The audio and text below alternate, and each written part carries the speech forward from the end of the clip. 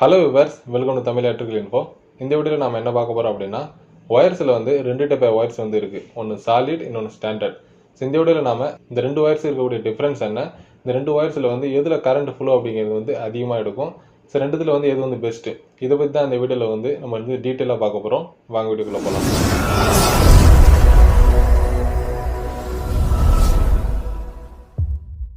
Solid wires அப்படிங்கிறது வந்து ஒரு ஒயரில் வந்து சிங்கிள் கண்டக்டர் மட்டும் யூஸ் பண்ணியிருப்பாங்க.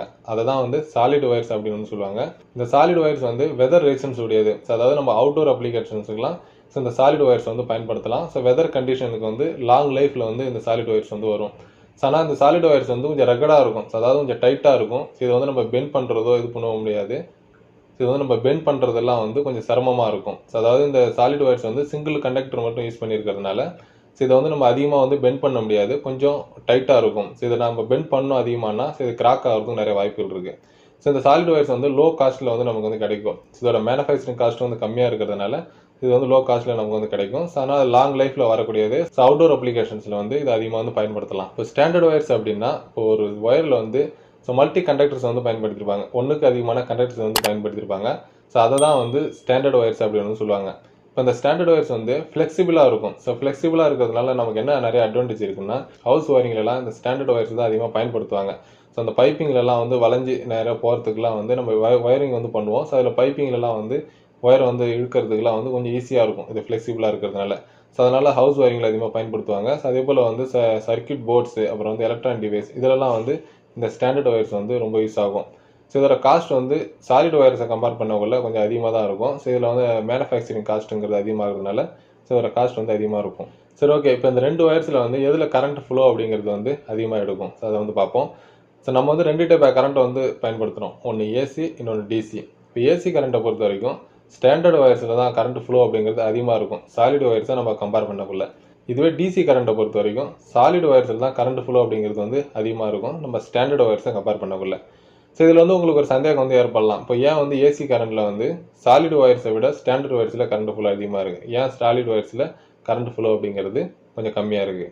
இப்போ இதுவே டிசி கரண்ட்டில் அதே போல் தான் வந்து சாலிட் ஒயர்ஸில் ஏன் கரண்ட் ஃப்ளோ அதிகமாக இருக்குது, ஸ்டாண்டர்ட் ஒயர்ஸில் கரண்ட் ஃப்ளோ கம்மியாக இருக்குது. ஸோ இதுக்கான பதிலை பார்த்தோம்னா, ஏசி கரண்ட்டை பொறுத்த வரைக்கும் ஸோ ஒரு கண்டக்டர் வழியாக, ஒரு ஒயர் வழியாக அது வந்து ஏசி கரண்ட் வந்து போகுதுன்னா ஸோ அதில் வந்து ஒரு ஸ்கின் எஃபெக்ட் வந்து ஏற்படும். ஸ்கின் எஃபெக்ட் அப்படின்னா, ஒரு கண்டக்டர் இருக்குன்னா ஸோ ஒரு கண்டக்டரோட டோட்டல் ஏரியாவில் வந்து ஸோ அந்த கரண்ட் ஃப்ளோ அப்படிங்கிறது அதோட சர்ஃபேஸில் மட்டும்தான் வந்து கரண்ட் ஃப்ளோ ஆகும். அதோட நடுப்பகுதியில் வந்து கரண்ட் ஃப்ளோ ஆகாது, அந்த இடத்துல வந்து கரண்ட் லாஸ் ஆகும். ஸோ அதை தான் வந்து ஸ்கின் எஃபெக்ட் அப்படின்னு சொல்கிறாங்க. இன்னும் கொஞ்சம் டீட்டெயிலாக டெக்னிக்கலாக நம்ம வந்து பார்த்தோம்னா, இப்போ ஏசி கரண்ட்டில் வந்து ஃப்ரீக்வன்சி இருக்கும். ஃப்ரீக்வன்சி அப்படின்னா ஸோ அந்த கரண்ட் வந்து அதோட டைரக்ஷன் வந்து சேஞ்ச் பண்ணிகிட்டே இருக்கும், ஃபார்வர்டு ரிவர்ஸ்னு சேஞ்ச் பண்ணிகிட்டே இருக்கும். அதை தான் வந்து ஃப்ரீக்வன்சி அப்படின்னு சொல்லுவோம். இப்போ இந்த ஏசி கரண்ட்டை ஒரு கண்டக்டர் வழியாக, ஒரு ஒயர் வழியாக அந்த ஏசி கரண்ட் வந்து போகும்போது ஸோ இந்த ஃப்ரீக்வன்சினால் அந்த கண்டக்டரில் வந்து ஒரு மேக்னெட்டிக் ஃபீல்டு வந்து உருவாகும். ஸோ அந்த உருவாகிற அந்த மேக்னெட்டிக் ஃபீல்டு வந்து அந்த கண்டக்டர் டோட்டல் ஏரியாவில் வந்து நடுப்பகுதியில் தான் வந்து அதிகமாக வந்து உருவாகும். ஸோ அந்த அதிகமாக உருவாகக்கூடிய அந்த ஃப்ளக்ஸ்னால ரெய்சன்ஸ் வந்து அந்த நடுப்பகுதியில் வந்து அதிகமாக உருவாகும். ஸோ ரெய்சன்ஸ் அதிகமாகிறதுனால கரண்ட் ஃப்ளோ அப்படிங்கிறது அங்கே வந்து குறைஞ்சிடும். ஸோ ஒரு சர்ஃபேஸில் மட்டும்தான் வந்து ரெய்சன்ஸ் வந்து கம்மியாக இருக்கும். ஸோ இதில் வந்து கரண்ட் ஃப்ளோ அப்படிங்கிறது அந்த கண்டக்டரோட சர்ஃபேஸில் வந்து அதிகமாக இருக்கும். இதை தான் வந்து ஸ்கின் எஃபெக்ட் அப்படின்னு சொல்லுவாங்க. இப்போ நம்ம சாலிட் ஒயர் எடுத்துக்கிட்டோம்னா, சாலிட் ஒயரில் வந்து சிங்கிள் கண்டக்டர் வந்து யூஸ் ஆகுது. இப்போ சிங்கிள் கண்டக்டரில் வந்து டோட்டலாக அதோட டோட்டல் ஏரியாவில் வந்து கரண்ட் ஃப்ளோ அப்படிங்கிறது வந்து அதோட சர்ஃபேஸில் மட்டும் தான் கரண்ட் ஃப்ளோ ஆகும். ஸோ நடுப்பகுதியில் கரண்ட் ஃப்ளோ அப்படிங்கிறது கம்மியாக தான் இருக்கும். ஸோ அதில் கரண்ட் லாஸஸ் வந்து ஏற்படும். இந்த ஸ்டாண்டர்ட் ஒயர்ஸில் வந்து நம்ம அந்த ஒயரில் வந்து மல்டி கண்டக்டர்ஸ் வந்து பயன்படுத்துகிறோம். ஸோ ஒன்றுக்கு அதிகமான கண்டக்டர்ஸ் வந்து பயன்படுத்துகிறோம். சேம் இதே கான்செப்டில் தான் வந்து ஒவ்வொரு கண்டக்டர்ஸ்லையும் அதோட சர்ஃபேஸில் வந்து கரண்ட் வந்து ஃப்ளோ ஆகும். ஸோ அதே போல் நம்ம நிறைய கண்டக்டர்ஸ் வந்து பயன்படுத்துறதுனால ஸோ எல்லா கண்டக்டர்லையும் அதோட சர்ஃபேஸில் ஃப்ளோ ஆகிற கரண்ட் வந்து டோட்டலாக நமக்கு அந்த ஒயர்ஸில் அவுட்புட்டில் வந்து கரண்ட் ஃப்ளோ அப்படிங்கிறது வந்து நமக்கு அதிகமாக வந்து கிடைக்கும், சாலிட் ஒயர்ஸை நம்ம கம்பேர் பண்ணக்குள்ள.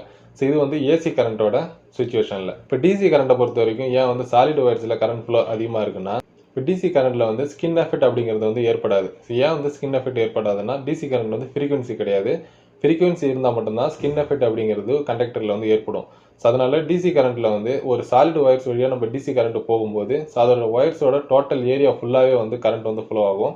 ஸோ இதனால் நமக்கு வந்து டிசி கரண்ட்டில் அதிகமான ஃப்ளோ கரண்ட் வந்து சாலிட் ஒயர்ஸில் வந்து கிடைக்கும்.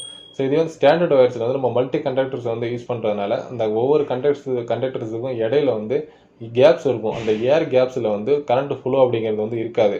ஸோ அந்த கண்டக்டரில் மட்டும்தான் வந்து கரண்ட் ஃப்ளோ அப்படிங்கிறது இருக்கும். ஸோ இதனால் வந்து ஸ்டாண்டர்ட் ஒயர்ஸை கம்பேர் பண்ணக்குள்ள சாலிட் ஒயர்ஸில் வந்து டிசி கரண்டோட ஃப்ளோ அப்படிங்கிறது வந்து அதிகமாக இருக்கும்.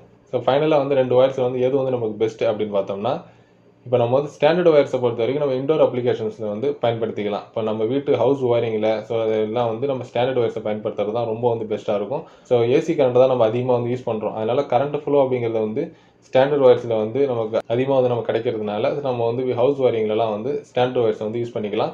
ஸோ அது ஃப்ளெக்சிபிளாக இருக்கிறதும் நமக்கு இன்னொரு அட்வான்டேஜாக இருக்கும்.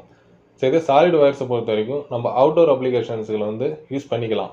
வெதர் கண்டிஷன்லாம் லாங் லைஃப் வர்றதுனால ஸோ அவுட்டோர் அப்ளிகேஷன்ஸில் வந்து நம்ம சாலிட் ஒயர்ஸை பயன்படுத்திக்கலாம். ஸோ இதுவே சாலிட் ஒயர்ஸில் வந்து ரொம்ப அதிக டயாமீட்டரில் கேஜியில் நம்ம வந்து பயன்படுத்தினா தான் ஸோ லாஸஸ் வந்து அதிகமாகும். ஸோ அதனால் கம்மியான டயாமீட்டர் கேஜியில் வந்து நம்ம பயன்படுத்துறதுனால ஸோ லாஸஸ் வந்து அந்தளவுக்கு அதிகமாக ஏற்படாது. ஸோ அவுட்டோர் அப்ளிகேஷன்ஸில் வந்து சாலிட் ஒயர்ஸை பயன்படுத்திக்கலாம்.